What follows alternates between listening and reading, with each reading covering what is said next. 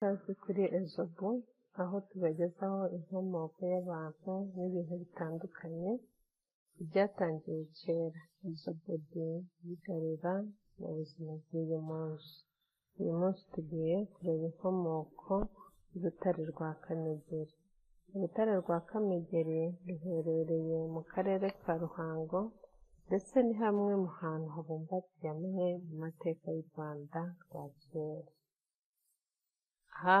Hahawe iryo zina bikomotse ku mugabo witwa Kamegeri, wari umutware akaba umutoni w'umwami Mibambwe II Gisanura, wayoboye u Rwanda ahagana mu mwaka w'1600.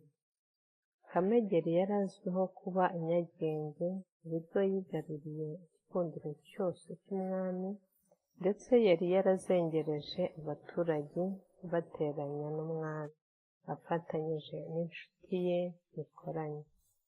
Nubwo nyuma yaje gukoresha ayo mahirwe nabi, agasabira abantu igihano ndengakamere cyo gutwikirwa urutare, abagambanyi agamije kwigisha ubutabera nyabwo no kwicisha bugufi. Umwami yasabye ko icyo gihano Kamegeri asabiye abandi ari we ugihabwa, hamwe n'iyo nshuti ye, maze bigenda bityo. Bari bo bakarangwa kuri urwo rutare rw'ubugome bwabo bukabije. Urutare rwari rucaniriwe iminsi 7 ndetse n'amajoro 7.